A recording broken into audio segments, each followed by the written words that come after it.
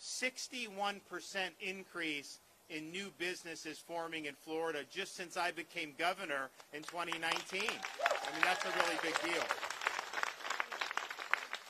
And what we're doing with our support for rural communities, but in other communities, we're doing a lot on infrastructure, but we're also doing a lot on workforce education. You know, they used to always say that the only way you could be successful is to go to a four-year university. And look, we are very proud of what we've done in Florida. We don't let them raise tuition. So you can go and actually afford to go to our state universities. Our system's ranked #1. It's ranked very high by U.S. News and World Report. We're proud of that, and that's good for a lot of people. But, you know, you got a lot of students over the last generation. They go $100,000 in debt.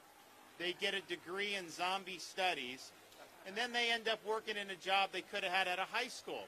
And so we want to tell people, okay, you know, that's one pathway, but if we provide people with career education and skills and things like electrical, HVAC, welding, commercial, you have huge opportunities. So what we've been doing is we've been expanding opportunities in Florida. We were actually just in, where were we at when we did? We've done Northwest Florida. We've done Northeast Florida. We did Polk. We've done a whole bunch of places where we're expanding commercial driver's license training, so we have more truck drivers. You know, they're paying the truck drivers $15,000 signing bonuses to sign up as truck drivers now. So we're doing that. And, you know, you look at what's happening with the inflation, with I call it Biden-flation, because they're printing trillions of dollars. It's causing everything to go up, but part of it is they have restrictive policies. It's hurting the supply chain. So what we said is, okay, in Florida, we're going to expand capacity at our ports. So you've actually had more ships coming in to Florida ports. We're up 10-15%, bringing more goods in. They're sitting off the coast in some of these other places. They don't even work 24 hours a day. Our ports are open 24 hours. So we're doing that. But once they get here, you put on train, you put it on a truck. So we want more truck drivers to be able to do it. And so we're leading the effort on that. We're leading the effort on a lot of these other things by doing things like expand apprenticeships. But if you look at the inflation, everything is more expensive over the last year. Fuel is more expensive. Groceries are more expensive. Electricity, everything you get in bills is now more expensive. You know, and it's a result of having, I think, really bad policies going on right now in Washington, D.C. And so Florida, we're really showing, I think, how it can work well, and we're going to continue doing that, and we're going to do what we can to fight back against the inflationary policies that we see in Washington, D.C. Today, we're here to build off some of the success we've had with terms of job training and infrastructure. So one of the things we're able to do is, under my leadership, we have a fund, infrastructure fund for rural communities.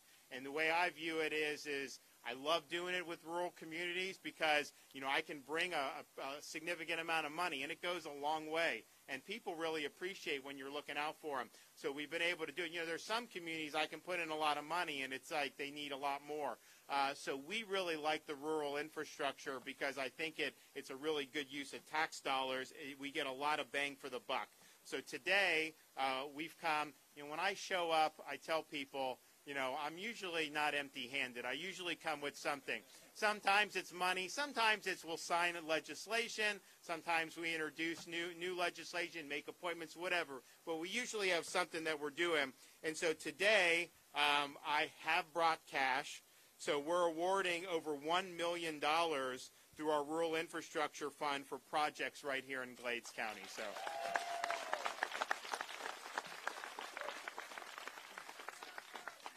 We're going to support design and construction of roadway improvements as well as stormwater drainage projects in the city of Moorhaven to help revitalize the downtown area. It'll make the roadways safer for vehicles, bicycles, and pedestrian. It will also improve the drainage system to prevent flooding downtown while protecting the Caloosahatchee River from polluted water. And so by fortifying the infrastructure, we can stand up and help our residents here, build more opportunities, and protect our overall environment. So we're really happy to be able to do that. We are asking, the legislature's in session now, We've got a few more weeks left, and so a lot of this stuff with the budget is going to be landing over the next few weeks. We're seeking another $100 million for our rural infrastructure fund. So if we get that, you guys can tell me what you need, and we can come back and do even more for Glades and other counties. We're seeking another $100 million for the Job Growth Grant Fund, which is allows us to do infrastructure or workforce, and that's how we've done a lot of the commercial driver's license. We've done programs for more diesel mechanics because they fix the trucks. We've done a lot with that, so we're going to continue. We feel optimistic about that. And then $100 million for the Workforce Development Capitalization Incentive Grant. So we're going to continue to lead the way here in the state of Florida. We're proud of all 67 counties. We're proud of the folks here. We're proud that people, more than any time since I've been a kid, born and raised in Florida, people are more proud to be in Florida now because we really have led the way on freedom. And so we're going to continue to do that and continue to put big points on the board. So I'll present the check. Who's going to get it? Are we going to have the commissioners come? Where's the mayor? Come on over here. All right. You got the photo?